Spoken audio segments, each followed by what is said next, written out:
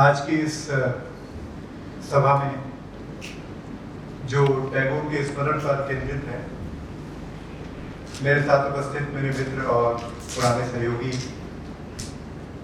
अब फिल्म और थिएटर के बड़े सम्मानित नाम भाई अशोक मिश्रा जी, संजय उपाध्याय जो स्टेट स्कूल ऑफ ड्रामा में निदेशक रहे और जिन्होंने हमारे यहाँ कुछ बच्चों के साथ निर्देशन का काम भी किया, लेकिन जो लोग के बड़े आदमी हैं और जिनके पास में नाट्य संगीत की एक बड़ी गहरी समझ है,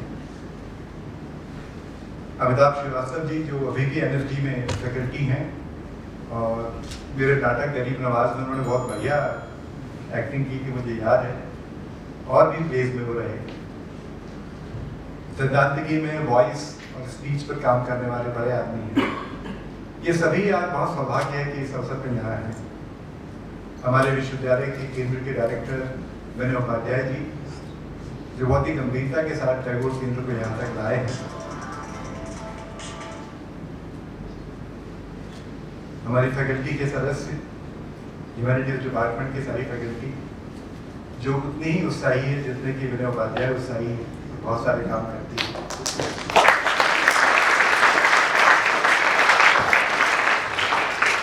संगीता जौहरी जी और सारे अन्य लोग, हमारे वैशाली के चांसलर प्रोफेसर V.K. वर्मा साहब, टैगोर विश्वविद्यालय के vice chancellor doctor Om Prakash, और यहाँ बैठे सारे मित्रों, छात्रों और फैकल्टी के अन्य मित्र। अपने विश्वविद्यालय में ये एक तरह का त्योहार जैसा हो गया है जो हम 7 मई को मनाते हैं, तो हम प्रणति पर्व कहते हैं, जिसमें टैगोर के संगीत, टैगोर के नाटक, टैगोर का गद्य, टैगोर की कविता, इन सब पर बहुत गंभीरता से बातचीत होती है।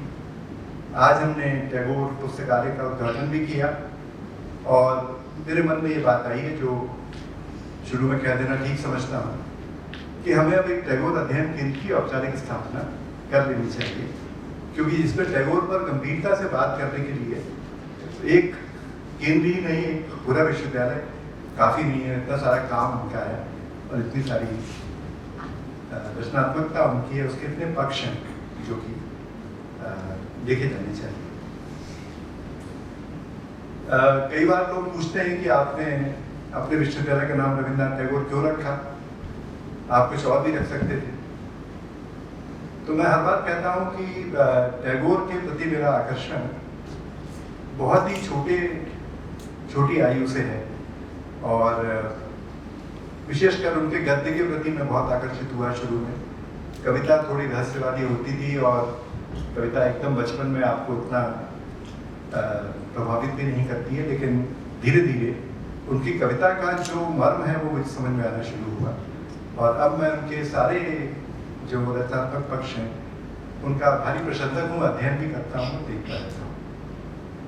तो इसलिए रविन्द्रनाथ टैगोर हमने रखा, इसलिए भी एक विश्वविद्यालय अपने देश के नोबेल पुरस्कार विजेताओं का, वो C.V. रामन हों, वो रविन्द्रनाथ टैगोर हों, अपने वैज्ञानिकों का और कलाकारों का और साहित्यकारों का सम्मान जरूर ही करना चाहिए।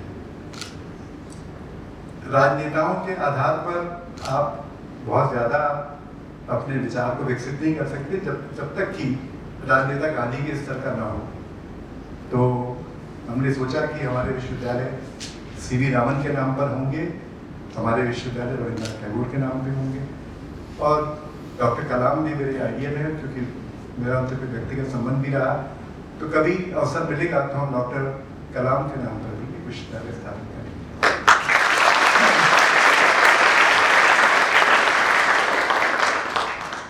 अभी जब आप प्रवेश कर रहे होंगे इस इंक्यूबेशन सेंटर में, तो वहाँ टैगोर का एक कोटेशन लिखा हुआ है जो हिंदी में कुछ इस प्रकार है कि समुद्र के किनारे खड़े रहने से समुद्र पार नहीं होते, आपको समुद्र के भीतर जाना पड़ता है, प्रवेश करना पड़ता है, यात्राएं करनी पड़ती हैं, तब आप दूर देशों में पहुँचते हैं।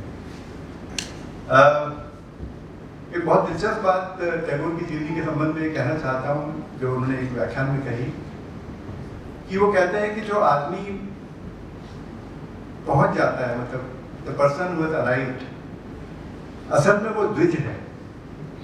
द्विज का मतलब ट्वाइस बॉर्न होता है, जिसका जीवन दो बार जन्म लिया हो। पक्षियों के बारे में वो कहते हैं कि पक्षी जो वो द्विज हैं, एक बार अपने खोल में रहते हैं और उससे निकल के जब आकाश की तरफ जाते हैं तो दूसरी बार उनका जन्म होता है। वो आकाश में जाना उनके जीवन का लक्ष्य होता है। तो मनुष्य के बारे में भी कहते हैं कि जो सामान्य जीवन के बंधनों से मुक्त जब आदमी हो जाता है, जो कला और साहित्य ये काम करता है, तब वो ट्वाइस बॉर्न होता है, तब वो द्विज होता है। तो जो ब्राह्मणों को द्विज कहा जाता है, असल में ये मान के कह दिया जाता होगा कि वो वाकई मुक्त हो चुके हैं, जबकि अधिकतर ब्राह्मण मुक्त नहीं होते। तो द्विज होते हुए कलाकार किसी भी कास्ट का हो, वो मुक्त होने की कोशिश करता है, उड़ान भरने की कोशिश करता है, ऊपर आकाश में जाने की कोशिश करता है, और वो तभी कर सकता है जबकि वो ट्वाइस बॉर्न हो, यानी कि एक बार उसका पुनर्जन्म हुआ हो, जहाँ पर उसकी आध्यात्मिक चेतना, उसकी वैश्विक चेतना, उसका सारा लोगों से तादात्म्य, जीवन से तादात्म्य उस तरह से बने जो कि उसको उससे मुक्ति का एहसास कराए और ऊपर तक जाने की कोशिश करे। एक बहुत दिलचस्प बात उन्होंने एक जगह कही है, वो जिसका जिक्र मैं आगे और करूँगा। वो कहते हैं कि देखिए, इलेक्ट्रॉन और प्रोटॉन प्रत्येक मटेरियल का हिस्सा होते हैं और वो अलग अलग होते हैं, लेकिन मटेरियल आपको ठोस दिखता है। इस तरह जो वैश्विक संबंध है, वैश्विक आत्मा है, उसमें मनुष्य अलग अलग दिख सकते हैं, लेकिन वो जो आपसी संबंध है उससे जुड़े हुए हैं। इस तरह वैश्विक मनुष्य तो एक ही है। और सोचिए कि वो अनावाजी को आइंस्टाइन के सामने इलेक्ट्रॉन प्रोटॉन के टर्म्स में लाके बताते हैं कि जैसे उसके भीतर स्पेस है लेकिन दिखती नहीं है, वैसे ही मनुष्य के बीच में स्पेस है, दिखती नहीं है। वो बने हुए हैं एक वैश्विक चेतना से, जो कि उनको आपस में जोड़ती है।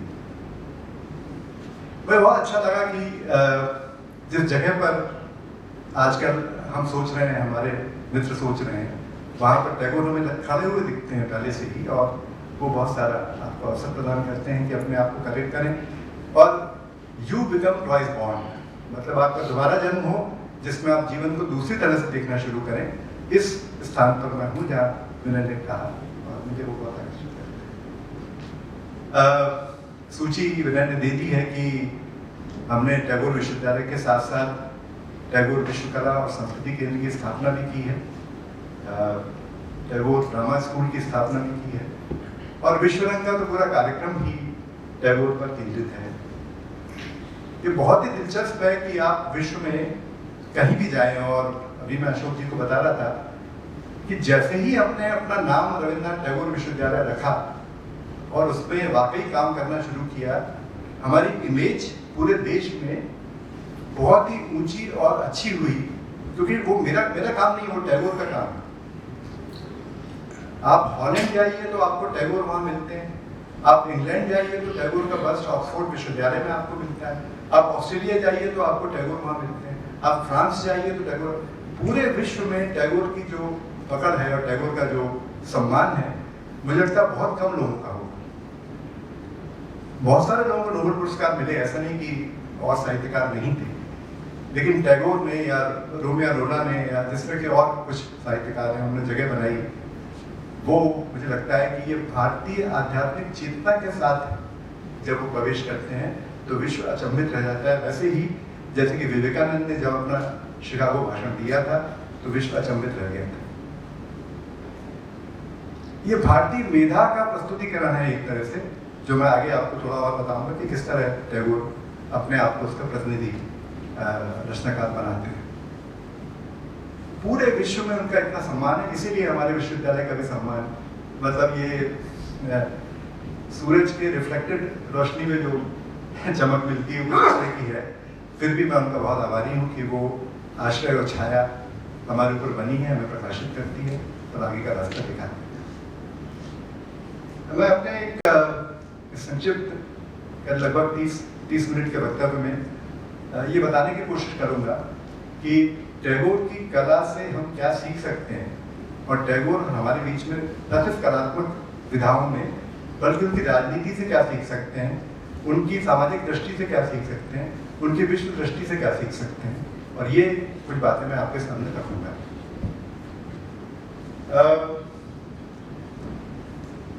सबसे बड़ी बात जो मुझे टैगोर के जीवन में आपने जीवनी दिखाई अभी गुजरते हुए दिखती है, हमें ऐसा लगता है कि टैगोर बड़े जमींदार परिवार के आदमी थे और उनके पास तो मतलब सुखी सुख और आनंद ही आनंद था। इस धारणा को हमें थोड़ा दूर करना चाहिए, क्योंकि टैगोर व्यक्तिगत जीवन में मुझे लगता है कि उन्होंने ढेरों दुख सहे। मतलब उनकी पत्नी पहले चली गई, उनका निधन पहले हो गया था, उनकी बेटे का डेथ हुआ कि क्या निधन हुआ जो एकमात्र उनका बेटा था, उनकी बेटी का निधन हुआ, उनके पिता और माता का निधन हुआ, उनकी बहनें नहीं। और टैगोर इस पूरी प्रक्रिया में सतत रूप से सक्रिय रहते हैं, रचनात्मक रहते हैं। और ऐसा कहा जाता है कि जब उनकी पत्नी का निधन हुआ और वो नीचे उनका शव रखा हुआ था, तो टैगोर ने ऊपर जाके कविता लिखी। मतलब वो कला को मुक्ति का मार्ग मानते थे, कला को ये मानते थे कि वो आपको दुख सहन करने की शक्ति देती है और कला के माध्यम से आदमी जीवन गुजार सकता है। एक जगह लिखा उन्होंने कि विज्ञान आदमी को रूपांतरित नहीं कर सकता है, वो सिर्फ कला या कि साहित्य है जो आदमी को रूपांतरित कर सकता है। इसीलिए उनकी कलात्मक दृष्टि बहुत ही भिन्न और बहुत ही मौलिक दृष्टि हम पाते हैं। टैगोर में उनकी जो सबसे बड़ी बात मुझे लगती है उनकी जिजीविषा है। वो विश्व भर में घूमे, उनकी आयु 60-70 साल की हो गई, उसके बाद भी वो पेरू गए, वो जापान बहुत बार गए, लंदन को 3-4 बार गए और जितने व्याख्यान देने जाते थे उसमें वो पूरे विश्व को, और हर बार कहते थे कि जब मैं बाहर निकलता हूँ तो शक्ति अर्जित करके लौटता हूँ। उनका नीड़ तो शांति निकेतन ही था जो उन्होंने बनाया था। पहले वो स्कूल था, बाद में उन्होंने उसको विश्वविद्यालय बनाया। लेकिन नीड़ में लौटना ठीक था, पर वो यात्राओं पर निकलते थे। हिमालय हो, हमारे रेगिस्तान के प्रदेश हो, दक्षिण भारत हो, सारे भारतीय प्रदेशों में भी उन्होंने बड़ी यात्राएं की। मुझे लगता है कि एक कलाकार के लिए यात्रा शब्द जो है वो कीवर्ड होना चाहिए और उसको देश में मतलब वैसे ही यात्राएं भी करनी है, मानसिक यात्राएं भी करनी है, लेकिन उसको भौतिक रूप से देखना बहुत आवश्यक है। जॉन बर्गर एक जगह कहते हैं जो चित्रकला के बारे में कि देखना बोलने के पहले आता है। देखने की क्रिया जो है वो बोलने की क्रिया से पहले आती है। आप देखना एब्जॉर्ब करते हैं, फिर आप फॉर्मुलेट करते हैं, फिर आप बोलते हैं। अधिकतर साहित्यकार आजकल जो है वो मानसिक दृष्टि से, मतलब जो उन्होंने जो कुछ भी सीखा होता है तार्किक आधारों पर भौतिक रूप से देखना और उस दृश्य को कैप्चर करना, ये टैगोर की मुझे बहुत बड़ी खासियत लगती है। नदियां उनके यहाँ इस कदर कविताओं में आती हैं, स्त्रियां उनके यहाँ इस कदर कविताओं में है और इतनी उत्फुल्ल हैं। पहाड़ उनके यहाँ बहुत जबरदस्त छवियां पेश करते हैं। टैगोर के यहाँ ये जो देखने की प्रक्रिया है, मुझे लगता है कि उनने उसको जब मॉडिफाई किया और अपने आप की चित्रकला में परिवर्तित किया, तो उन्होंने उसमें कलात्मक एक कोण डाला, जो दृष्टिकोण भी कह सकते हैं। उस कोण से उन्होंने अपनी चित्रकला को बाद में प्रकाशित किया, जो वहां पर वो यथार्थ नहीं है, वो कला वहां यथार्थ नहीं है। वो कहते हैं कि यथार्थ जो है एक शुद्ध एक सूखे रेगिस्तान की तरह है। जब तक उसमें कल्पना शक्ति नहीं जुड़ती तब तक वो कला नहीं बनती। तो टैगोर यथार्थवादी नहीं थे, पर वो देखते थे, देखने को प्रोसेस करते थे, प्रोसेस करने के बाद वो कला में प्रस्तुत करते थे। तो उनके यहाँ कला मीडिएट करती है और इस तरह एक बहुत डिफरेंट और ये मौलिक प्रस्तुतिकरण होता है। मैं उनकी कविताओं से पहले शुरू करता हूँ। कविताओं में उनकी दो बातें बहुत ही महत्वपूर्ण तरीके से उभर के आती हैं। पहली बात, उनके यहाँ मतलब बहुत ही गहरा प्रेम कविताओं में दिखता है, जो आगे चलकर पूरे मानवता के प्रति प्रेम में परिवर्तित हो जाता है, वो मानवीय दृष्टिकोण में परिवर्तित हो जाता है। मैं आपको एक दो कविताएं उनकी जो प्रेम कविताएं पहले सुनाता हूँ और बीच बीच में मैं कुछ कोटेशन तो कविताएं भी सुनाऊंगा जिससे कि मेरी बात को बल मिल सके। मेरे प्यार की खुशबू वसंत के फूलों सी चारों ओर उठ रही है। ये पुरानी धुनों की याद दिला रही है। अचानक मेरे हृदय में इच्छाओं की हरी पत्तियां उगने लगी हैं। मेरा प्यार पास नहीं है, पर उसके स्पर्श मेरे केशों पर हैं और उसकी आवाज अप्रैल के सुहावने मैदानों से फुसफुसाती हुई आ रही है। उसकी एकटक निगाह यहाँ के आसमानों से मुझे देख रही है, पर उसकी आंखें कहाँ हैं? उसके चुंबन हवाओं में हैं, पर उसके होंठ कहाँ हैं? ये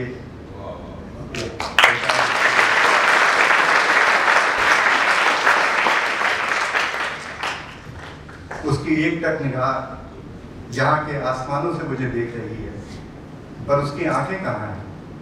उसके चुंबन हवाओं में हैं, पर उसके होंठ कहाँ हैं? इसी की अगली कविता है। वे तुम्हें संपदा का समूह कहते हैं कि तुम्हारी अंधेरी गहराइयों में मोतियों और रत्नों का खजाना है अंतहीन। वे तुम्हें संपदा का समूह कहते हैं कि तुम्हारी अंधेरी गहराइयों में मोतियों और रत्नों का खजाना है अंतहीन। बहुत से समुद्री गोताखोर वो खजाना ढूंढ रहे हैं, पर उसकी खोजबीन में मेरी कोई रुचि नहीं।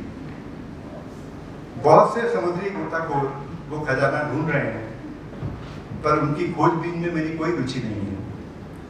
तुम्हारी सतह पर कांपती रोशनी, तुम्हारे हृदय में कांपते रहस्य, तुम्हारे लहरों का पागल बनाता संगीत, तुम्हारी नृत्य करती फेन राशि, ये सब काफी है मेरे लिए। अगर कभी इस सब से मैं थक गया तो मैं तुम्हारे अथाह अंतःस्थल में समा जाऊंगा। वहां या तो मृत्यु होगी या होगा एक खजाना।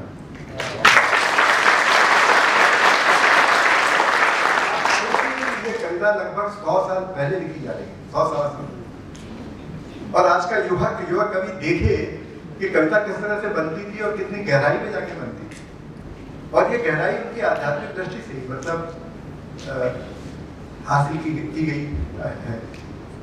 अरे प्रेमिका को इस तरह प्रस्तुत किया जा सकता है, इसकी जो कि आपको आंतरिक उत्साह से भी भरे और उसको एक रहस्य भरी जिज्ञासा से भरे। ये बहुत ही शानदार कविताएं उनकी प्रेम करता है। कुछ मैं आपको आगे और कविताएं सुनाऊंगा। तो कविता के बारे में मुझे टैगोर के को लेके ये कहना है कि उनके पास जो प्रेम की दृष्टि है और जो गहराई है और जो आगे चलकर गीतांजलि में आध्यात्मिक चेतना है, ये उनके मूल गुण हैं जो कविता से लिए जा सकते हैं। उनके यहाँ चित्रकला और संगीत और चित्रकला और कविता के बीच भी बहुत गहरा और बहुत अच्छा संबंध है। उसके बारे में मैं बात करूंगा। यहाँ से आगे बढ़ते हुए मैं थोड़ी सी उनकी चित्रकला पे बात करता हूँ। जैसा कि मैंने बताया कि टैगोर कविता लिखते 70 साल के बाद चित्रकला में आते हैं और वो एक कहते हैं कि मैं अब चित्रकला में इतना रम गया हूं कि भाई भूल ही गया हूं कि मैं कभी कवि था। और 10 साल तक वो सिर्फ पेंटिंग करते हैं। चित्रकला के बारे में उन्होंने रोसेनस्टाइन नाम के एक बड़े आदमी थे। ये बड़ी दिलचस्प बात है। उनके नोबेल पुरस्कार जो टैगोर को मिला था उसका अनुवाद अंग्रेजी में टैगोर ने ही किया था, क्योंकि कविताएं तो बांग्ला में थी और नोबेल कमेटी को ये बिल्कुल मालूम नहीं था कि वो कविताएं किस तरह की हैं।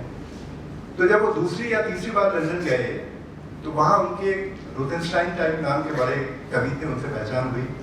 उन्होंने खुद का कराया हुआ अंग्रेजी अनुवाद उनको दिखाया और सुनाया। रोसेनस्टाइन को उनकी कविताओं में बड़ा गहराई और रहस्य दिखा।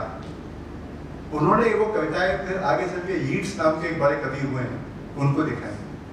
तो यीट्स ने उन कविताओं में थोड़ा सुझाव वगैरह दिया और फिर वो लंदन की गोष्ठियों में बुलाए जाने लगे और वहां पर उन्होंने बड़े बड़े जो साहित्यकार थे उनको ये कविताएं सुनाई, दिखाई, पढ़ाई।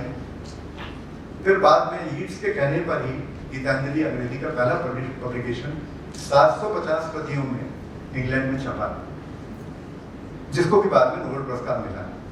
तो लोगों ने ये भ्रम फैलाया टैगोर की अंग्रेजी इतनी अच्छी थोड़ी है जो अनुवाद में लिखा हुआ है। तो ये तो शायद ईट्स ने अनुवाद किया है, तभी ये अनुवाद इतना अच्छा बन पड़ा। टैगोर कहते रहे कि नहीं भाई मेरी ही अंग्रेजी, मेरा ही अनुवाद है, लेकिन लोगों ने ये, जैसे कि अभी अपनी जो जिसको बुकर मिला है गीतांजलि श्री को, क्या कि ये हमारे यहाँ ये बहुत कंट्रोवर्सी फैलाने में मजा आता है साहित्यकारों को कि उसको थोड़ी मिला, उसके अनुवाद को मिला है। अब ये क्या बात हुई है, जब मेरी कृति नहीं होगी तो अनुवाद किस चीज का होगा।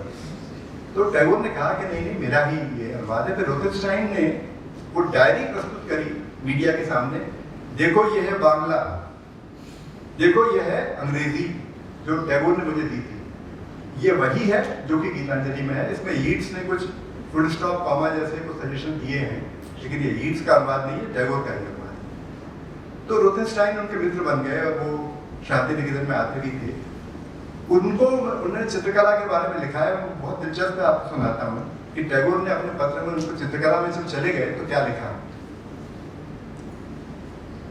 अब मैं चित्रकला से इस कदर जुड़ गया हूं कि प्रायः ये भूल जाता हूं कि मैं कभी कविता भी लिखा करता था।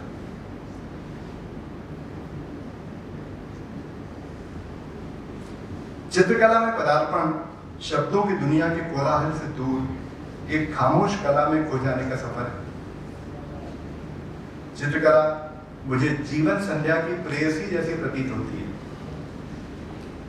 1938 में रोथेनस्टाइन को उन्होंने लिखा, ये चित्रकला मेरे जीवन की नियमित क्रीड़ा साथी बन गई है, मुझे साहित्यिक वाचालता या मुखरता से जरूरी विकर्षण प्रदान कर रही है। ये मानो एक सपना है। तो जाते समय एक समय आता है, और ये वास्तविक घटना है कि टैगोर ने 6 महीने मौन रहने का निश्चय किया था, और वो एक बाद में वहाँ पास के द्वीप पे चले गए थे। 6 महीने वो किसी से बात नहीं की, क्योंकि आदमी को अपने खुद के शब्दों से, मुखरता से, वाचालता से, मुखरता से एक समय के बाद चिढ़ होने लगती है, और वो उसकी आंतरिक आत्मा के प्रकाश को ज्यादा विकसित नहीं करता है। तब वो वापस जाना चाहता है, और वो चित्रकला के माध्यम का सफर उन्होंने किया। अपने चित्रों के बारे में एक बहुत अच्छी बात उन्होंने कही है। लोग अक्सर मुझसे मेरे चित्रों के अर्थ पूछते हैं, मैं अपने चित्रों की तरह ही मौन रहता हूं। उनका काम अभिव्यक्त करना है, स्पष्टीकरण देना नहीं। अपने खुद के रूपाकार के अलावा उनकी कोई पृष्ठभूमि नहीं है जिसे शब्दों के माध्यम से खोजा जा सके। उनका होना ही उनका अंतिम सत्य है, अन्यथा उन्हें अस्वीकार किया जा सकता है, भले ही उनमें कुछ वैज्ञानिक सत्य या नैतिक औचित्य प्रतीत होता हो। अब जब आप पूछेंगे एक वाक्य में कि टैगोर क्यों अपनी चित्रकला में बड़े आदमी हैं, तो मैं ये कहना चाहूंगा कि Tagore is the break point from where the new age painting of India emerges. उसके पहले आप देखें कि सारे चित्रों में एक संदर्भ है, कथा है, वो पौराणिक कथा भी हो सकती है, देवता है, और बहुत सारे ऐसे चित्र हैं जो कि आपको, जो कि बंगाल स्कूल का जो पेंटिंग स्कूल है। लेकिन टैगोर से और अमृता शेरगिल से एक नई पेंटिंग की तरह, ये इसमें टैगोर क्या संदर्भ नहीं है, टैगोर क्या कोई कथा भी नहीं, चित्र अपने आप में इंडिपेंडेंट है, और जो पक्षी उनके यहाँ दिखते हैं वो पक्षियों की तरह नहीं है। पक्षी की जो कल्पना उनके मन में है उस तरह के पक्षी उन्होंने बनाए हैं। मुखौटे भी ऐसे नहीं है कि आप आदमियों की तरह के लोग दिखें उसमें। वो मुखौटों में या उनकी जो लंबोदरे चेहरे वाली महिलाएं हैं या जो ग्रामीण दृश्य उनके यहाँ पर है, वो है जो उनके मन में आते हैं। और वो एक अलग तरह का पेंटिंग स्कूल है जो संदर्भों से अलग करके पेंटिंग को अपनी एक कला के रूप में प्रस्तुत करता है। That is the break point in the Indian arts. उसके बाद रागमाला पेंटिंग्स हैं, हम देखते हैं कि संगीत में और रागों के आधार पर पेंटिंग्स, वो पुराना स्कूल है जो मुगल शैली पर और बाकी सब शैली में हमने जरतरा में उसका जिक्र भी किया है। लेकिन ये होते होते आप धार्मिक पेंटिंग्स में आ जाते हैं। राजा रवि वर्मा बहुत सारे ईश्वर लोगों को चित्रित करते हैं, तो ईश्वर किसी ने देखा थोड़ी, लेकिन राजा रवि वर्मा ने उनको कल्पना से चित्रित किया कि ऐसे राम और सीता होंगे, ऐसे शिव और पार्वती होंगे, ऐसे राधा और कृष्ण होंगे। तो जो फोकलोर में था उसको राजा रवि वर्मा ने किया। राजा रवि वर्मा एक तरह के पेंटिंग स्कूल है जो कि बंगाल नवजागरण से निकलते हैं, और उसके बाद में टैगोर और अमृता शेरगिल हैं जो कि बिल्कुल डिफरेंट किस्म के, वो that is the break point in Indian painting. उसके बाद में प्रोग्रेसिव स्कूल है, बाकी सब चीज़ें।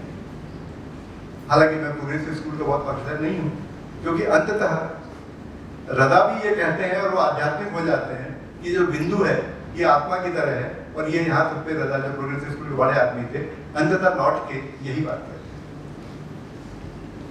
तो जिसको आध्यात्मिक चेतना कहते हैं उस तक तो लौटना ही पड़ता है मित्रों। और मुझे लगता है कि टैगोर की जो चित्रकला है उसमें चित्र मौन है, और वो बहुत अलग तरह के, वो कहते हैं मेरे मन में जो इंप्रेशन पड़ता है या जो मैं इस पक्षी के बारे में जो महसूस करता हूँ, वैसा पक्षी, वो लंबी चोंच वाले पक्षी हैं, वो बहुत ही अजनबी किस्म के पक्षी, इनको आप पहचान नहीं सकते। और एग्जैक्टली यही काम पॉल गॉगन ने अपने फ्रेंच स्कूल में किया। पॉल गॉगन के ऊपर एक उपन्यास है मून इन सिक्सपेंस। मून इन सिक्सपेंस में मालूम पड़ता है कि पॉल गॉगन की स्त्रियां, जो ट्राइबल स्त्रियां थी, एकदम अलग तरह की दिखती। उनके यहाँ जो लौकी है वो लौकी की तरह नहीं दिखती, उनके यहाँ खरबूज जो है खरबूज की तरह नहीं दिखता। उनके यहाँ कई बार स्त्रियों का जो शरीर का चित्रण होता है वो उसमें बहुत सारे ऐसे चित्र आते हैं जो उनकी तरह के नहीं होते। वो इमेजिनेशन है कि पेंटर कैसे इमेजिन कर रहा है उन चित्रों को। और टैगोर की उस बात पर दोबारा लौटता हूँ, कला जो वास्तविक यथार्थवाद है वो एकदम भोथरी कला है, वो एकदम बेकार है। उसमें जब तक कल्पना का मेल नहीं होता और उड़ान नहीं होती और द्विज कलाकार का आकाश नहीं चमकता, तब तक कला नहीं।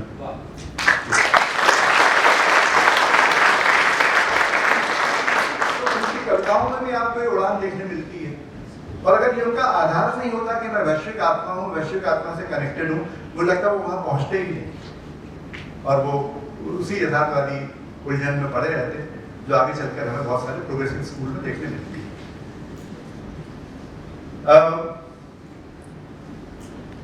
मैंने कविता पे बात करी और चित्रकला पे बात करी। एक आपको उदाहरण पेश करता हूँ कि उनकी कविता और चित्रों के बारे में इतनी गहरी समझ थी कि चित्रों पे कविता लिख सकते थे। और एक बहुत सुंदर कविता है जो उनके चित्र के बारे में है। जैसा मैंने कहा कि धरती, आकाश, पृथ्वी, नदियाँ, पर्वत, ये सब उनके यहाँ बहुत बड़े पैमाने पर आते हैं और बहुत आपको आह्लादित करते हैं। इसका नाम ही कविता में चित्र है, कविता का नाम। संध्या की लालिमा में झिलमिलाता हुआ झेलम का ये बांका स्रोत अंधकार में मलिन हो गया, मानो म्यान में ढकी हुई बाकी तलवार। दिन के घाटे की समाप्ति के बाद आया रात का ज्वार। दिन के घाटे की समाप्ति के बाद आया रात्रि का ज्वार। अपने काले जल में बहकर आते हुए नक्षत्र पुरुषों को लिए हुए अंधेरे में गिरिदत्त की तलहटी में कतार के कतार देवदारू वृक्ष खड़े हैं। ऐसा लगा कि सृष्टि मानो स्वप्न में कुछ कहना चाहती है, स्पष्ट कह नहीं पा रही है, और उस अव्यक्त ध्वनि का पुंज उमड़ रहा है उसके हृदय में। अचानक सुनाई पड़ी उसी समय संध्या के आकाश में शब्द की विद्युत छटा शून्य के प्रांतर में क्षण भर में फैल गई, दूर से और भी दूर। तो ध्वनि जैसे आई है उस प्रांतर में और जैसे वो दूर चली आ रही है, इस पूरे दृश्य चित्र में उन्होंने एक कविता के माध्यम से दृश्य चित्र प्रस्तुत किया और मुझे लगता है कि बहुत ही सुंदर दृश्य चित्र ये है। तो कविता के बारे में थोड़ी बात मैंने करी, थोड़ी बात आपसे उनकी पेंटिंग के विचार प्रक्रिया को करी। हमने यहाँ पर उनकी एक एग्जीबिशन लगाई हुई है ड्रामा स्कूल में, आप जरूर देखिएगा और बहुत सारे अलग तरह के चित्र आपको उसमें देखने मिलेंगे। और जो बाद में हमारे लोग पेरिस गए और पेरिस से इंस्पायर होकर लौटे वगैरह वगैरह वगैरह, उनसे टैगोर आपको बहुत आगे दिखते हैं थॉट प्रोसेस में और बहुत डिफरेंट दिखते हैं, ऐसा मेरा कहना है। तीसरी जो बात उनकी कलात्मक विधा के बारे में कहना चाहता हूँ, अभी जीवनी टैगोर की बताई गई। मेरे को आश्चर्य हुआ, स्टूडेंट बहुत सारे यहाँ बैठे हुए हैं टैगोर की जो शुरुआत में बचपन में जो पढ़ाई की प्रक्रिया है ना, अगर आप उसको देखेंगे तो आपको लगेगा कि मतलब बच्चे को लगभग मार ही डाला गया था, ऐसा उनको पढ़ाते थे। सुबह 5 बजे उठ के 1 घंटे एक टीचर को, स्कूल नहीं गए, स्कूल गए थे तो उनको स्कूल में मन नहीं लगा, वो वहां से स्कूल से वापस आ गए थे। तो टैगोर की कोई फॉर्मल एजुकेशन नहीं हुई, कोई औपचारिक शिक्षा नहीं हुई। वो स्कूल जाते थे, पहली बार भर्ती कराए गए, फिर वापस आ गए, कहा कि नहीं मुझे ये लोग पसंद ही नहीं आते, ये पीरियड के बाद जो पढ़ाते हैं ये बम के गोले की तरह है, ये मेरे ऊपर गिरता रहता है, मुझे नहीं पढ़ना। और उनके घर में ये वातावरण था कि ठीक है, अच्छा अब हम तुमको घर पर पढ़ाते हैं। तो 5 से 6 एक टीचर आते थे, 6 से 7 दूसरे टीचर आते थे सुबह, 7 से 8 तीसरे टीचर आते थे। फिर उनसे योग और व्यायाम करवाया जाता था। फिर वो स्कूल भेजे जाते थे 2 घंटे के लिए, लेकिन वो आ जाते थे। भोजन के बाद वो फिर से पढ़ाई करते थे। फिर शाम को थोड़ा सा खेलने के बाद में अंग्रेजी पढ़ाई जाती थी, रात में संगीत पढ़ाया जाता था। और रात में जब 10 बजे वो अधमरे होकर मतलब सोने को होते थे, तब उनको पिताजी बोलते थे आप कब सो जाओगे। सोचिए टैगोर की पढ़ाई कितनी गहन और गहरी थी। और ऐसा ही उनको यहाँ लगा कि भारत के लायक ये बच्चा नहीं है, भारत के आगे का है, लंदन भेजा गया। लंदन में भी वो कॉलेज में गए, एडमिशन दिया, कॉलेज में गए नहीं। वहां से भी वो 1 साल बाद 6 महीने बाद वापस आ गए। वहां जाके कविताएं लिखते थे, प्रेम कविताएं लिखते थे, लंदन के बारे में लिखते थे, टेम्स नदी के बारे में लिखते थे। टैगोर ने वहां पढ़ाई की। तीसरी बार जब उनको भेजा गया तब भी उन्होंने नहीं पढ़ा, तीसरी बार भी वापस आ गए। तब तक तो शायद वो सूरत एयरपोर्ट पोर्ट से ही वापस आ गए। तो उनकी पढ़ाई के बारे में क्या व्यू है, अपने बचपन के बारे में एक जगह उन्होंने लिखा है, जहां पर वो शिक्षा और जो उनके कलात्मक आधार हैं उनके बारे में थोड़ा बताते हैं। बचपन के बारे में टैगोर कह रहे हैं, हमें गायन, वादन और नृत्य कला को अक्षुण्ण सम्मान देने की दीक्षा मिली थी। मेरी भतीजियों ने बचपन से ही बड़े जतन से शास्त्रीय गायन सीखा था। उन दिनों ये निंदाजनक भले ही न रहा हो, लेकिन विस्मय का विषय तो था ही। हमारे घर के प्रांगण में सबके समक्ष नाट्य मंच पर जिस दिन उन्होंने गीत गाए थे, उस दिन सामाजिक हवा भीतर ही भीतर अत्यंत शुद्ध हो चुकी थी। सौभाग्य की बात यह है कि उन दिनों अखबारों के विषदंत आज की तरह उग्र नहीं हुए थे, अन्यथा अपमान बहुत मारक हो। इसके बाद इस तरह के अत्याचार और भी कई बार हुए। इससे भी उच्च सप्तक में किए गए अपमानों से मैं संकुचित नहीं हुआ था। इसका कारण केवल कॉलेज की विद्या नहीं, हर प्रकार की विद्या को सम्मान देने का अभ्यास हमारे परिवार में प्रचलित था। हमारे देश की शिक्षा विभाग कला विद्या के सम्मान को शिक्षित लोगों के मन के लिए स्वाभाविक बना देंगे, मेरा यही निवेदन है। मेरे लिए जो करने योग्य है उन्हें अनेक असमर्थताओं के बाद भी मैं अपने विद्यालय में करता हूँ। अब आज 100-125 बाद नई शिक्षा नीति के बारे में देखिए। आप देखिए नई शिक्षा नीति एग्जैक्टली ये बात कह रही है कि आप कला की शिक्षा को अपने जीवन का महत्वपूर्ण हिस्सा बनाइए। और हमारा जो लिबरल आर्ट्स और ह्यूमैनिटीज डिपार्टमेंट एग्जैक्टली वही करना चाहता है। हमारी आशा है कि बच्चे ड्रामा स्कूल में जाएंगे और कम से कम 1 महीने, 2 महीने, 6 महीने एक छोटा सर्टिफिकेट प्रोग्राम करेंगे, प्रारंभिक रुचि, संगीत में जाएंगे और संगीत सीखेंगे, भले इंजीनियरिंग के बच्चे हों। टैगोर ये बात कह रहे हैं 100-125 साल पहले। और पहले परिवारों की गोष्ठियों का बड़ा महत्व होता था।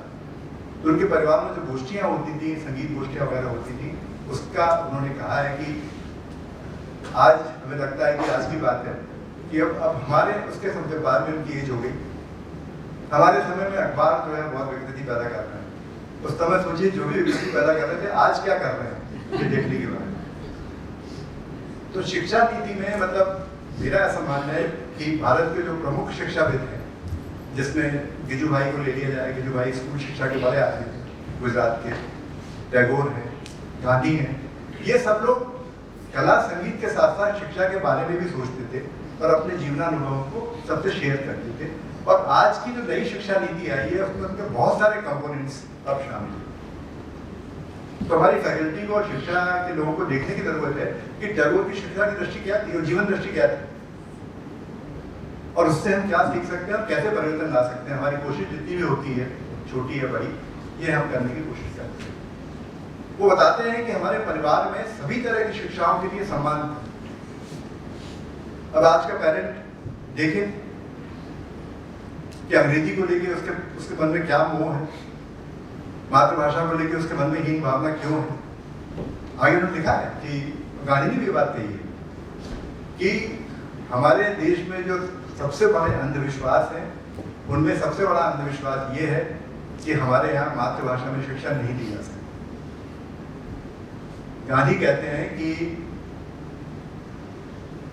मेरा मानना है कि राम मोहन रॉय और लोकमान्य तिलक ज्यादा बड़े आदमी होते अगर वो अपनी मातृभाषा में काम करते, उनको अंग्रेजी की जरूरत नहीं। उन्होंने जो सोचा वो अपनी मातृभाषा में भी सोच सकते थे। टैगोर हर जगह ये कहते हैं, मुझे बांग्ला भाषा में बच्चों को पढ़ाना है, मुझे अपनी भाषा में बच्चों को पढ़ाना है। मातृभाषा पर उनको बड़ा जोर था, रचनात्मक पर बड़ा जोर था। मुझे लगता है कि सारी कला उनकी इसी अवधारणा पे ऊंची है। वो बांग्ला में भी करता है, बांग्ला सुनने में भी कितनी मधुर लगती है। इस बात को हटा दिया जाए तो हमारे दूसरी दिन हमारी जो प्रदेशों की भाषाएं हैं, उनमें सबसे मधुर भाषा जो कान में पड़ती है वो बांग्ला भाषा है। और उसमें जो एक सर्कुलर मूवमेंट है ओंठों का, वो आपको बड़ा आकर्षित करता है। तो बहरहाल शिक्षा को लेके मातृभाषा जो है वो एक अलग चीज है, और टैगोर का ये भी लक्ष्य था। मुझे लगता है कि शिक्षा के संबंध में सीखने वाली बात ये है कि हमको उसको मल्टी डिसिप्लिनरी बनाना है और हमको शिक्षा को मातृभाषा में जहाँ तक हो सके देने की कोशिश करनी है। इसका मतलब ये नहीं है कि हम अंग्रेजी नहीं सीखेंगे, क्योंकि आपने देखा कि टैगोर ने खुद अपना अंग्रेजी में अनुवाद किया और नोबेल प्राइज के बराबर का अनुवाद किया। तो हमें वो भाषा ही पकड़नी है। और ये शिक्षा नीति दूसरी बात ये कहती है कि जब तक आप 2 से 3 भाषाओं को मास्टरी हासिल नहीं करते, आपका दिमाग पूरी तरह संचालित यानी प्रचालित नहीं होता। जब आप 2 भाषाओं में साइमल्टेनियस काम करते हैं, 3 में करते हैं, तो आपके दिमाग में विकसित होने का काम जो है बहुत सारा इस तरह से होता है कि वो तेज हो जाता है। तो अचानक मुझे इस बात पे याद आया कि स्टीव जॉब्स ने कहा हाल में, आप जानते हैं स्टीव जॉब्स के बारे में? तो स्टीव जॉब्स ने ये कहा कि मैं हर साल 30-40 किताबें पढ़ता हूँ। वो कंप्यूटर का आदमी, वो किंडल कर सकता है, वो सब कुछ कर सकता है। ये कहता है कि मैं 30-40 किताबें पढ़ता हूँ क्योंकि पढ़ने से मेरा दिमाग जो है तेज होता है, देखने से नहीं होता। आप खाली किंडल पर पढ़ें, वीडियो देखें, उससे दिमाग, तो आप जब पढ़ते हैं तो दिमाग प्रोसेस करता है, जब प्रोसेस करता है तो तेज होता है। टैगोर क्या ये बात मैंने शुरू में कहा कि आपको बहुत देखने मिलती है। अब इनफैक्ट चौथी बात जो है वो उनकी थिएटर के बारे में जो समझ है, हमारे यहाँ सब थिएटर कर्मी बैठे हैं और उनके सामने कुछ कहना थोड़ी दृष्टता है। मेरी जो समझ बनी है वो मैं आपको बताता हूँ। मुझे लगता है कि टैगोर एक बहुत ही कठिन नाट्य लेखक हैं, इसलिए कि वो बहुत सारे लेयर्स पे लगातार काम करते हैं। अगर आप, और उनके यहाँ संदेश निश्चित ही बहुत ही साफ और क्लियर बात में निकल के आता है। अभी हाल में हमने ताशेर देश देखा, ताशेर देश आज होने भी वाला है।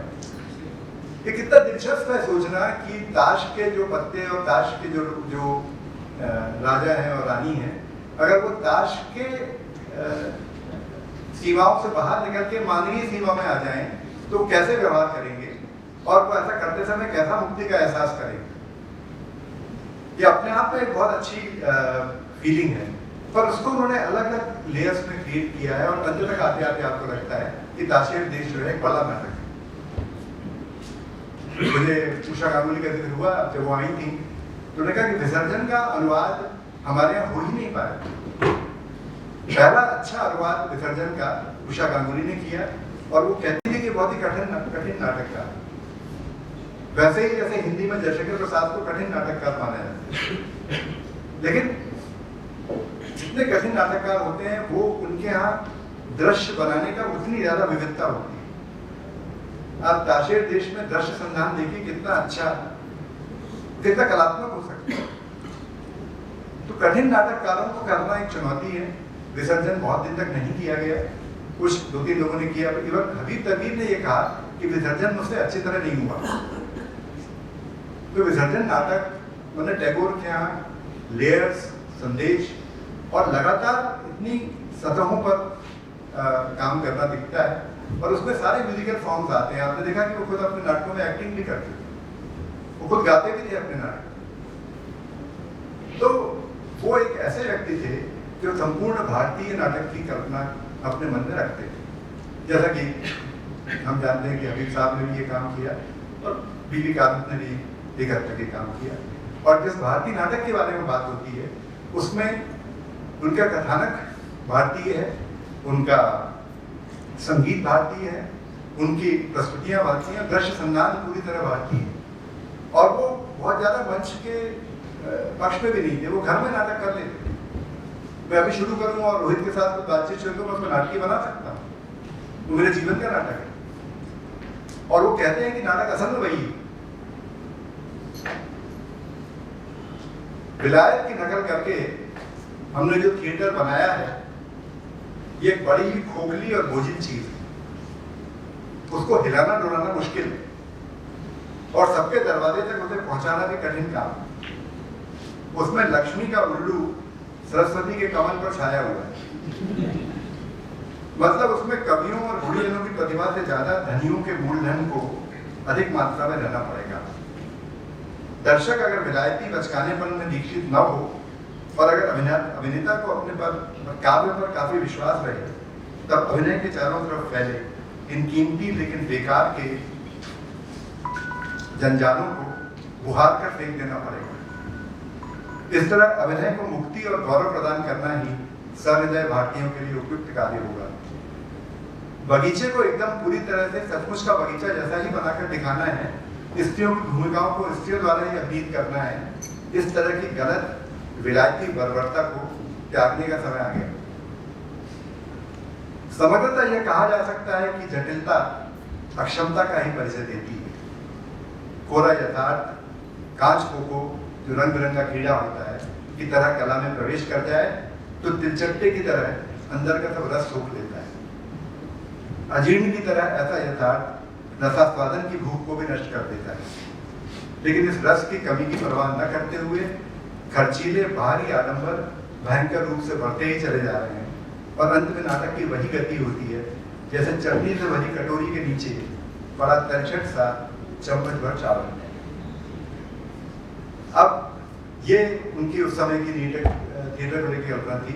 थिएटर बहुत आगे आ चुका है और अब हमारे यहाँ जैसे कि प्रिंटिंग में हुआ, प्रोग्रेसिव थिएटर भी बहुत आगे बढ़ा, यथार्थवादी थिएटर, यथार्थवादी फिल्मों की भी बड़ी पहचान हुई। लेकिन मूल बात जो कह रहे हैं कि भारतीय जीवन में जो रस है, भारतीय कलाओं में जो रस है, उसको सूखने नहीं देना है और हमको उसको अपनी विभिन्न विधाओं में बराबर लाते रहे। कविता में भी वही करते हैं, चित्रकला में भी करते हैं और जो पेंटिंग थिएटर का काम है उसमें भी वही काम करते हैं। मैंने ये कहने में मुझे संकोच नहीं है कि आज से 5 साल 7 साल पहले टैगोर का थिएटर बहुत नहीं देखा था। हबीब साहब का एक आध नाटक अगर देखा हो तो देखा हो, लेकिन जैसे जैसे मैं उनके नाटकों को पढ़ता हूँ या देखता हूँ या करता हूँ तो मुझे उनकी जो थिएटर को लेकर पकड़ और समझ है उससे लगातार आश्चर्य होता है। और टैगोर थिएटर में भी ऐसी दृष्टि प्रस्तुत करते हैं जो कि बाकी विधाओं में भी वो करते हैं। उषा गांगुली मुझे याद है जब आई थी तो टैगोर की मूर्ति के सामने एकदम विचलित हो गई थी, उनके आंसू आने लगे और बोली कि उत्तर भारत में टैगोर को इस तरह से किसी ने याद नहीं किया जैसे हम लोग का। नाटक जो चांडालिका उन्होंने किया था उसके 2 शोज हुए और चांडालिका एक अद्भुत तरह से क्रिएट किया गया नाटक। चांडालिका भी कठिन नाटक था। अपने उस समय के सामाजिक विकृतियों को अटैक करने वाले नाटक या उस पर अटैक करने वाले कलात्मक पक्षों को कोई गंवारियत नहीं मानता था। आज अगर आप इस सामाजिक दुर्गुणों के ऊपर कहानी लिखें या कुछ कहें या वैसा कुछ करें तो उसको ऐसा मान लिया कि आप पिछड़े आदमी। आप अगर ग्रामीण क्षेत्र की कोई बात कहेंगे तो आपको पिछड़ा आदमी मान लिया जाए। लेकिन ये याद रखना चाहिए कि हमारी परंपरा में साहित्य का एक काम शिक्षित करना भी है। और ब्रेक्स ने ये बात कही थी, अशोक भाई याद होगी उनको, कि सबसे अच्छी कला वो है जो शिक्षित करती है। सबसे अच्छी कला वो है जो शिक्षित करती है। टैगोर उसके एक जीवंत एग्जाम्पल उदाहरण है। उनके सारे नाटकों में एक संदेश होता है, वो भले ही बलि के खिलाफ हो या वो मानवीयता के पक्ष में हो। आप देखते हैं टैगोर एक संदेश लगातार अपने इसमें देते हैं। तो मित्रों, मैंने टैगोर की कविताओं पर, उनके संगीत पर थोड़ा कम, चित्रकला पर, नाटक पर बात करी। अब थोड़ा सा जो उनके यहाँ गीत का तत्व है, मतलब आप देखिए कि गीतांजलि गीतों की अंजलि ही है ना।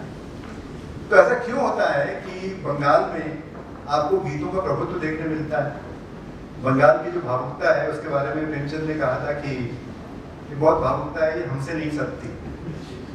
हम सामाजिक विमर्श के आदमी हैं, उत्तर भारत में उस तरह की भावुकता नहीं चलती। तो बंकिम, शरद और टैगोर के यहाँ आपको भावुक दृष्टि देखने मिलती है, जो उनके गीत के प्रति झुकाव को भी प्रकट करती है। बंगाल को अगर समझना है तो मुझे लगता है कि शशि थरूर की किताब जो ईरा ऑफ डार्कनेस है उसको समझना चाहिए, उसको पढ़ना चाहिए। आपको मालूम पड़ता है कि बंगाल कैसे ग्रो हुआ होगा और उसमें जो पश्चिमी प्रभाव अंग्रेजी के बाद में आए वो कैसे आए होंगे। हमारे ईस्ट इंडिया कंपनी तो बंगाल के तट पे उतरी थी और वहां से धीरे धीरे उन्होंने 1000 लोगों के लिए फोर्ट बनाया। उस फोर्ट के आधार पर बंगाल, उड़ीसा और बिहार की दीवानी प्राप्त करी। धीरे धीरे वो उत्तर प्रदेश की तरफ बढ़े और इसमें उन्होंने महारत हासिल करने की कैसे हमारे लोगों को लड़ाया जा सकता है। शशि थरूर ये कहते हैं कि मित्रों, ईस्ट इंडिया कंपनी अभी गई नहीं है। वो अलग अलग फॉर्म में, वो माइक्रोसॉफ्ट हो कि वो इंटेल हो कि जो दूसरी कंपनियां हैं, उस फॉर्म में आपके देश में उतनी ही काबिज है। पर आप सचेत हो जाइए कि आपका देश फिर से ईस्ट इंडिया कंपनी से चंगुल करना पड़े। तो कला और साहित्य में जो हमारे सचेतक थे, असल में टैगोर थे। वो कहते हैं जो विलायती खतरे की इतनी बात होती, जो अब मीडिया के रूप में कन्वर्ट हो गई है, अब तो चैट जीपीटी भी आ गया, तो उसके प्रति सचेत करने वाले हमारे यहाँ परंपरा में जो लोग थे, तो एक तो मैं विवेकानंद को ही मानता हूँ और एक मैं टैगोर को भी इसमें मानता हूँ। इस पे भी एक अच्छा सा उनका कोट है कि बंगाल में गीत क्यों इतने लोकप्रिय हैं। और हमारे आज के जो पढ़े लेखक हैं, जो नई कविता लिखते हैं, जो अतुकान कविताएं लिखते हैं, वो ये कहते हैं कि खड़ी बोली जो है वो उसका स्वाभाविक छंद जो है वो अतुकान छंद है। और सर्वेश्वर कहते भी थे कि मेरी कविता की लय जो मेरे बोलचाल की लय से तय होती है। एक बड़े कवि ने कहा कि खड़ी बोली का स्वाभाविक छंद जो है वो, लेकिन उसमें फिर रस की चिंता कौन करेगा, उसकी प्रभावशीलता की चिंता कौन करेगा, ये एक अलग सवाल है। टैगोर के यहाँ रस और छंद डोमिनेंट है और बंगाली किस्म की भावुकता भी उनके यहाँ बहुत गीतों में। तो माँ पे इतनी अच्छी कविताएं टैगोर की, गुलजार ने अनुवाद भी किया उनका। माँ पर इतनी अच्छी कविताएं, प्रेम पर इतनी अच्छी, दो मैंने आपको सुना है, ऐसी अच्छी और सुंदर कविताएं उनके पास है। तो उन्होंने खुद एक्सप्लोर किया है बंगाल में गीतात्मक संवेदना प्रचुर क्यों है। आत्माभिव्यक्ति के लिए बंगालियों ने स्वभावतः गीतों को अत्यधिक चाहा है। इसी वजह से सर्वसाधारण केवल हिंदुस्तानी संगीत पद्धति का अनुसरण नहीं कर सका।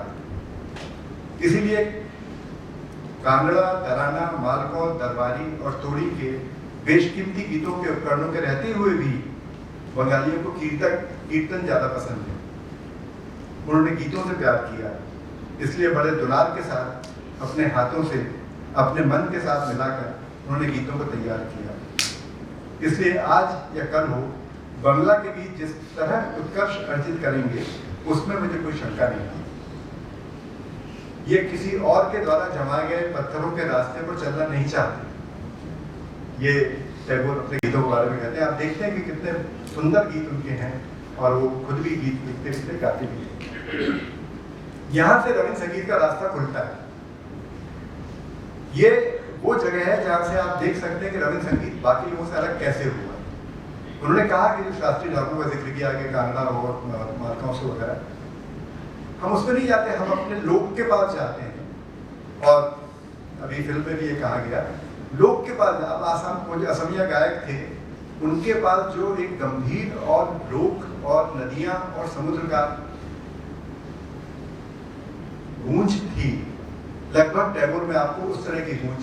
मछुआरों के पास जाते हैं, नदियों के पास जाते हैं, किसानों के पास जाते हैं, किसानों और खेतों पर उनकी बहुत अच्छी करता है। और वो जो है वो संगीत की उस समझ के कारण निकलती है कि हमें लोक से सीखना है। शास्त्रीय तो अपनी जगह पर है, वो ही अंततः आपको कन्वर्ट करता है, वही आपको समृद्ध भी बनाता है।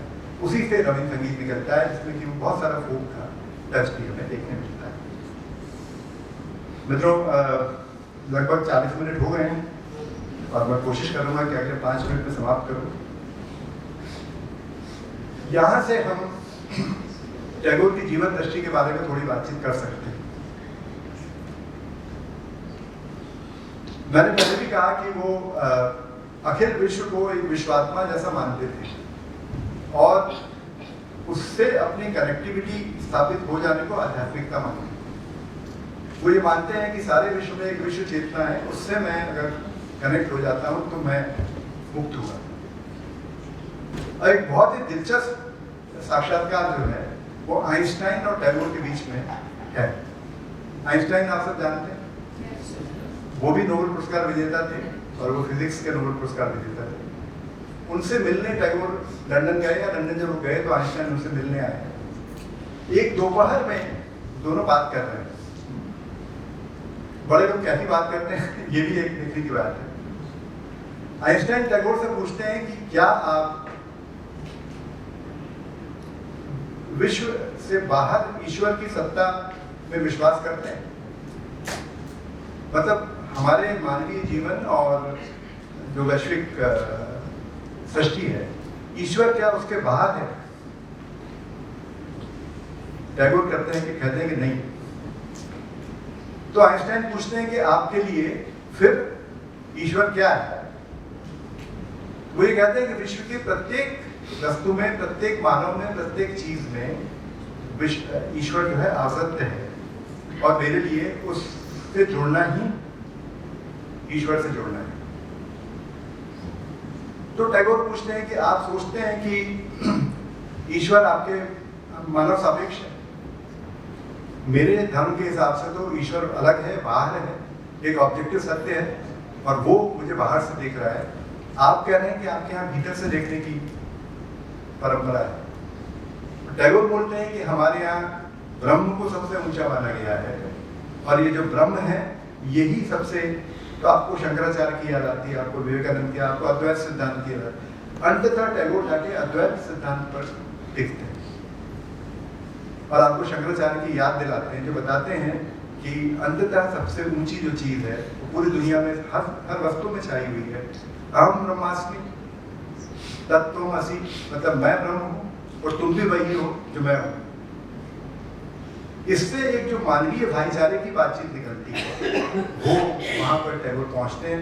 वो आइंस्टाइन को बोलते हैं कि मेरे लिए इस ब्रह्म से जुड़ना ही आध्यात्म है। वो ब्रह्म आप में भी है, इनमें भी है, हर वस्तु में भी है, जड़ पदार्थ में भी है और मुझ में भी है। इस तरह जो मैं जुड़ता हूँ वो मेरी कला को और बाकी चीजों को समृद्ध करता है।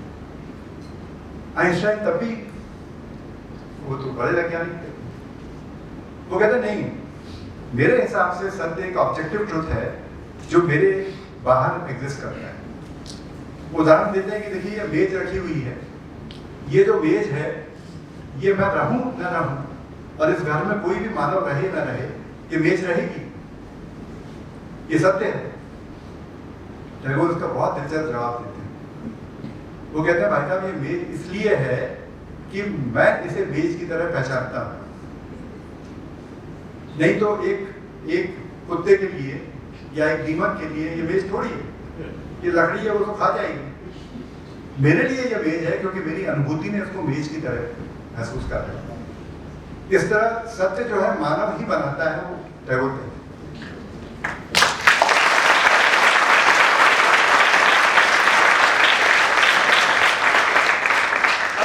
यहाँ से वो बड़ा सिद्धांत पैदा होता है कि सब कुछ जो दुनिया में है वो मानव सापेक्ष मानव ने बनाया।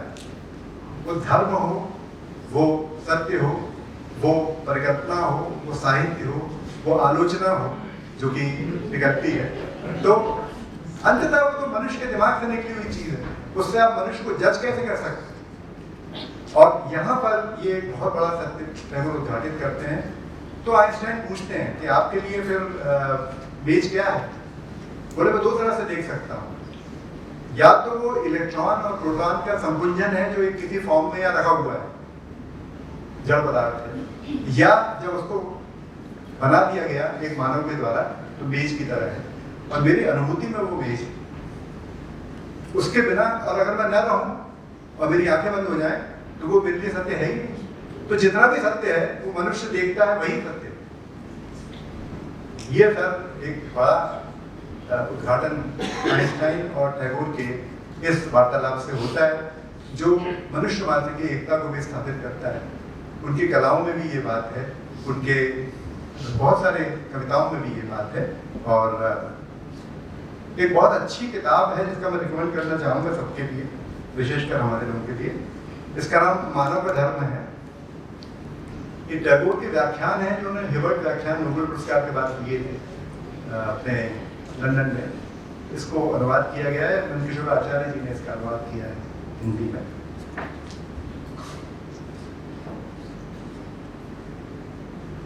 इसके कुछ अंश में सुनाने के लिए बहुत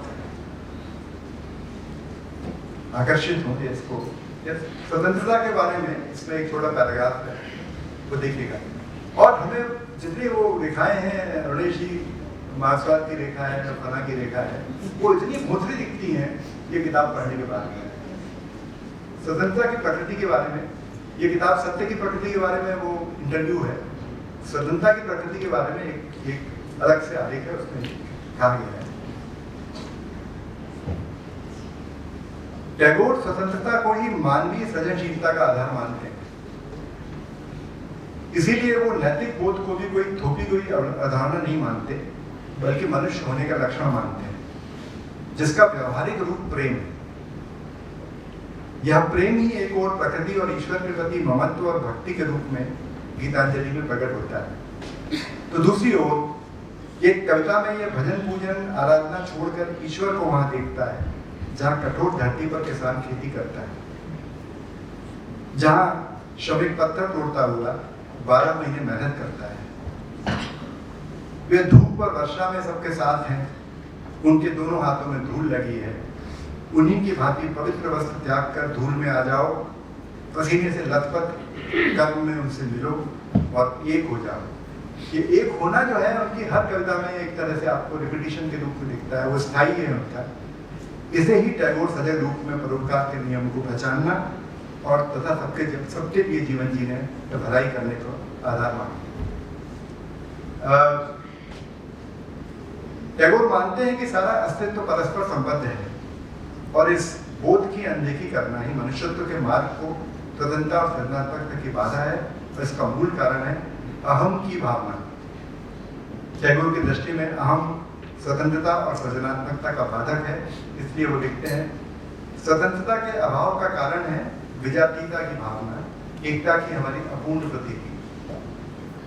यदि हम ऐसा मानेंगे तो फिर तो सेक्युलरिज्म जैसे शब्द की आवश्यकता नहीं है, क्योंकि सेक्युलरिज्म जैसा शब्द जो है एक खींची हुई रेखाओं को मिटाने का काम करता है। पर आपने रेखा खींची ही काय के लिए? क्योंकि अंततः तो आप मानवीय थे और मानव से ही संबंध स्थापित कर रहे थे। तो यदि हम वापस लौटते हैं तो एक तरह की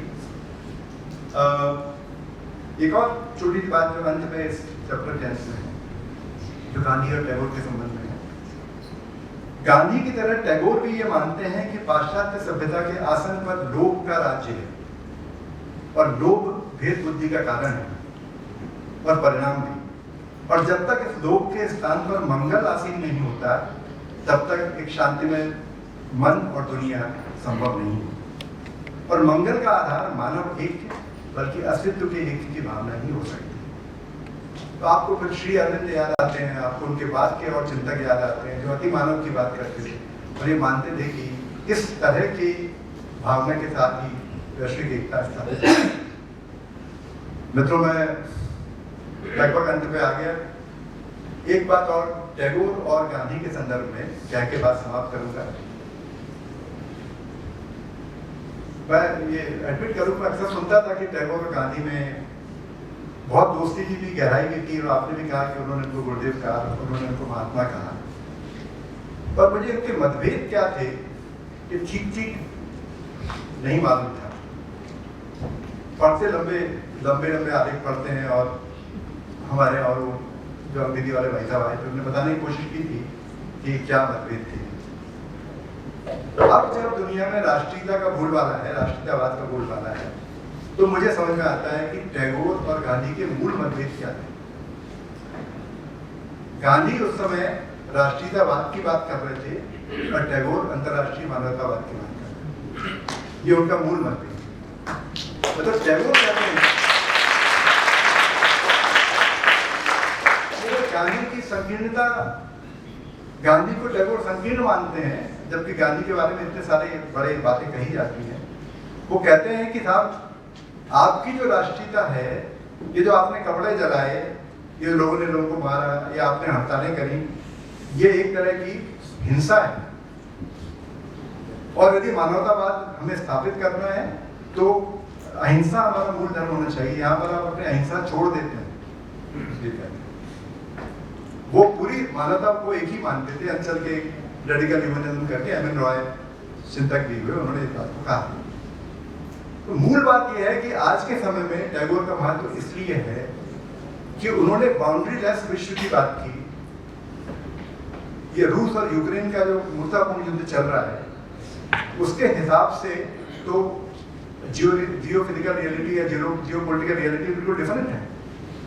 लेकिन अगर हमको ऐसा समाज बनाना है जहाँ पे युद्ध न हो और हिंसा न हो, तब हमें ऐसे एक वैश्विक मानव की बात करनी पड़ेगी, जो श्री अरविंद ने भी कहा और टैगोर भी कहते हैं, जो कि एक अति मानव जैसा कुछ होगा, और तभी हम हिंसा विरोधी बात विश्व की कल्पना कर सकते हैं।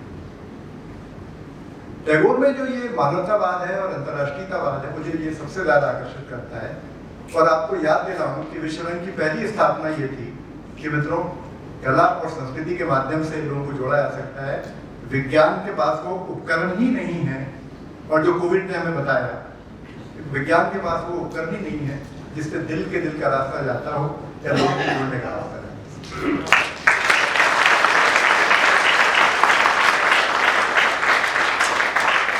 हमें विज्ञान करना है। टैगोर बहुत अच्छे विज्ञान लेखक भी थे, मैंने उनकी कविताएं मनोज मोहन ठकुरिया ने कंपाइल की, और शुरू में एक वोकेशनल इंस्टीट्यूट भी खोला था, वो फार्मर्स के मदद के लिए खोला था शुरुआत।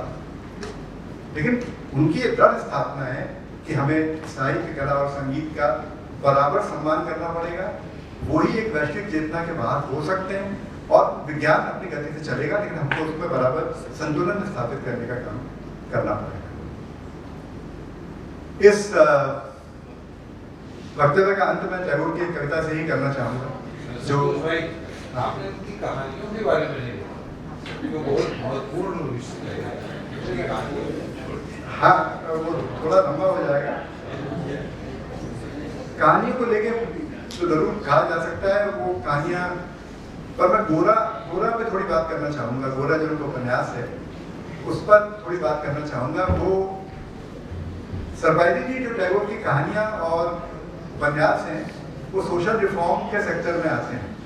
और उस समय का जो मूल डिबेट था कि पाश्चात्य सभ्यता और भारतीय सभ्यता के बीच में जो द्वंद्व है, उसमें कौन ज़्यादा बेहतर है, तो गोरा में ये बात बहुत स्थापित होती है कि है, पर वो अंततः मानवतावाद के पक्ष में समाप्त होता है।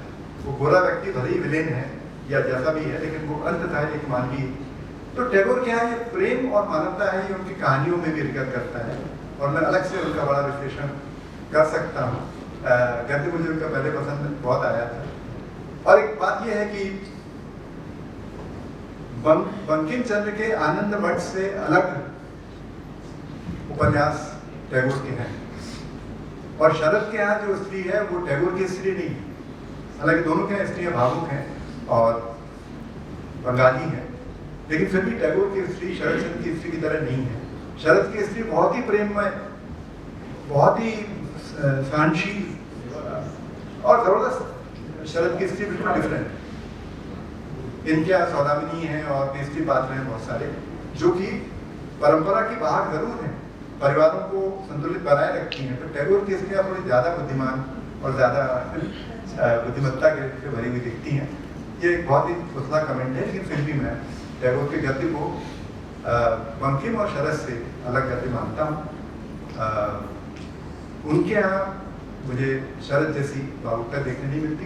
शरद की स्त्रियाँ बहुत ही प्रेमिल हैं, मतलब उनको बहुत प्रेम करने की इच्छा होती है। वो इस तरह की स्त्रियाँ जिनको क्या आप अपने जिनकी मदद आप करना चाहेंगे, जिनकी सहायता आप करना चाहेंगे, जिन्हें समाज में बहुत सारा अन्याय इनसे मिला। टैगोर के यहाँ थोड़े पढ़ाई लिखाई शुरू हो गई थी, मुझे लगता है कि थोड़ा बहुत ज़्यादा बुद्धिमान स्त्रियों का चित्रण करते हैं। और उनके यहाँ भी अच्छा, उनके यहाँ स्त्रियाँ लीडर हैं। टैगोर के यहाँ स्त्रियाँ जो है वो लीडर हैं और लीडर की व्यवहार करती हैं। तो जहाँ मैंने समाप्त किया था उसमें एक कविता से समाप्त करूँगा, जहाँ टैगोर अपनी आध्यात्मिक चेतना से युक्त हो चुके हैं, जहाँ वो कह रहे हैं कि मुझे ब्रह्मांड मात्र से एकता स्थापित करनी है और ईश्वर उनके यहाँ बड़े पैमाने पर उपस्थित है। तो ये उनकी एक गुहार है जो इस कविता में लिखती है। अंतर मेरा विकसित करो, कविता का नाम है अंतर मेरा विकसित करो। अंतर मेरा विकसित करो, अंतरतर हे, निर्मल करो, उज्जवल करो, सुंदर करो हे, जागृत करो, उद्यत करो, निर्भय करो हे। यहाँ हे ईश्वर है। मंगल करो, निर्लस निसंशय करो हे। अंतर मेरा विकसित करो हे। सबके संग युक्त करो, मुक्त करो हे बंद। शांत तुम्हारे छंद, सकल मर्म में संचार करो। चरण कमल में चित्त मेरा निस्पंदित करो हे। नंदित करो, नंदित करो, नंदित करो हे। अंतर मेरा विकसित करो, अंतरतर हे।